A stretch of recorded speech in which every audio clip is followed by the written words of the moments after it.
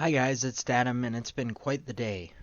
Got my taxes taken care of, and we're all kind of recovering from a cold, so everything's getting a little better, but it looks like my cat is wanting to come and say hi. So this is Meredith, and she's gonna help us for just a moment.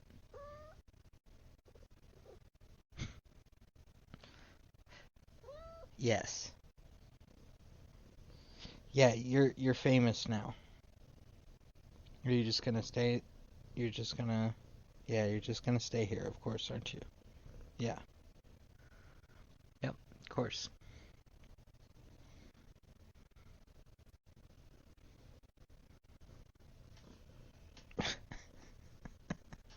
It's ridiculous.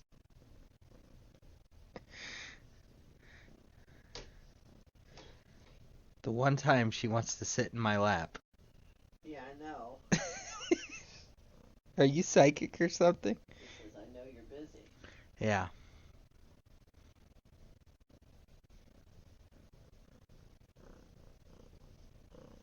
You're purring so loud, I'm sure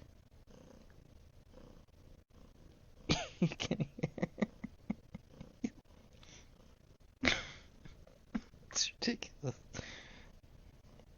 We need a cat cam. Yeah, get comfy. Alright, well, we're going to talk about alignment really quick. I know my cat is aligned with evil because she only wants to sit in my lap when I'm making a video. So, um, so alignment's on page 122 of the player's handbook, and it describes two axes of law and chaos and evil and good. It breaks alignment up into 9 categories, and those categories are described briefly, and the descriptions are pretty helpful, except for lawful good seems to say, what society would expect. That maybe it's trying to say that, um, that people can have a good idea of what somebody that has lawful good alignment is going to do. They're going to act in a way that's moral and sort of just, and kind of depends on the context a little bit. And so, other than that, they're pretty decent descriptions of alignment.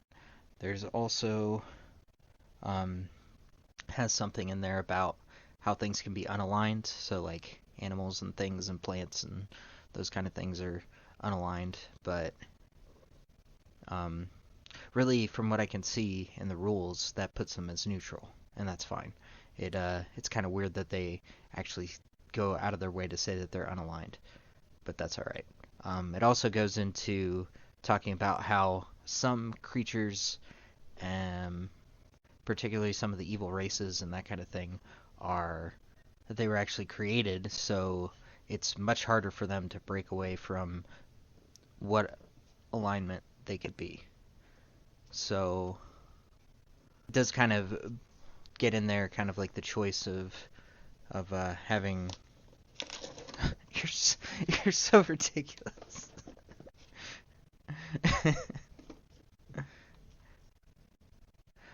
She's like, I'm going after the camera. He's looking at it a lot. Are you finished? She's like, yeah, I'm done. So these are some aspects of alignment that are it's good to be aware of, and how they actually come out in the rules and how they could come out in your games. I think it really simplifies things down if you think about certain things that were constructed and certain things that are from different planes and that kind of thing, that they're pretty locked in to how they can be, and you don't really have to waffle around about what their, maybe not their personality, but what their aims and goals and the that abstraction that comes from alignment, what that's going to be.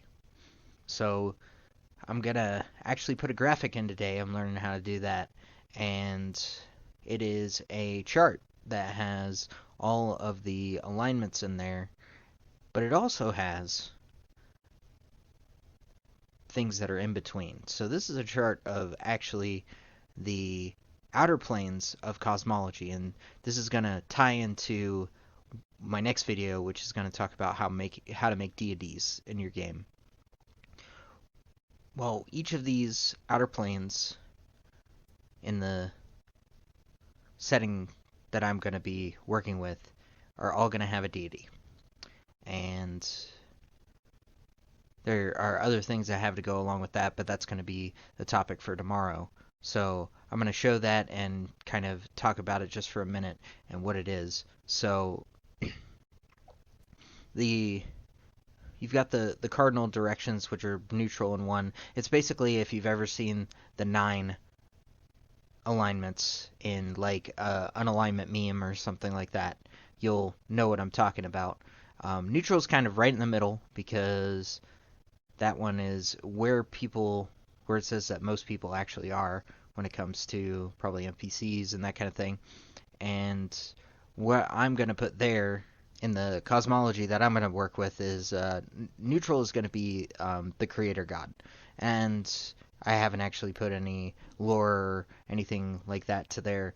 And the creator god actually is not going to interact with the world. Like, players don't get their divine powers from them. They don't interact with the material plane. They're just were there, they created everything, and that's probably how it's going to be until it gets more fleshed out when I do a second pass on getting everything filled in. For example, for this, I'm going to be creating 1 deity, but I'm going to have to go back and actually create 16 more to get the full spread of deities, and then put them in their pantheons. The other thing about this chart that you're going to want to know is how to read it. So the ones that are in between, so you've got the regular north, south, east, and west kind of. North is good, south is evil, west is law, and east is chaos. And the things that are between even the secondary directions, which the cardinal and the secondaries are actually on, if you've seen the 9-block meme chart, they are listed on there along with neutral. Now the things that are in between, those are planes that are something like, okay, so this is a lawful good plane, but it's more lawful than it is good. Or it's more evil than it is chaotic. So those are going to be taken off the secondaries, just like if you were reading a compass. If you were trying to find north by northwest, you would go to northwest, and then you would go north of northwest, and there's your coordinates. So that's how you read these. So, for example, if you're at lawful good, and then you went to the one to the middle one to the north of lawful good, that's going to be good by lawful good. So that's how you read those things, and what I'm going to try and do is really kind of outline how those things are different, and I have some mechanical ideas that I'm going to be talking about and putting together in the next video that's going to talk all about the deities, and I'm going to also do things and lay them out to where there are some differences between them, and that's mostly just to add variety. There's going to be variety both in what you're capable of having when it comes to like domains and that kind of thing with the deities, but also then you're going to have the non-mechanical things, which are going to be like the traditions and the lore and those kind of things. So this is kind of a short video tonight. We're going to start working on that more complex video tomorrow, and I hope you enjoyed a little bit more of what's going on with the video and stuff tonight. So if you're enjoying what you see and you want to see more, especially for the 5EFree campaign setting, make sure that you like, subscribe, hit the bell, and share this video. That's probably the best way that you can spread it and let people know. So, what do you think about alignment? Do you have ideas about how you use it in your games and how it might be different than what's actually written in the player's handbook? I'd definitely like to know what you have to say. So, make sure that you leave a comment. And this has been Daily Datum. I will see you tomorrow.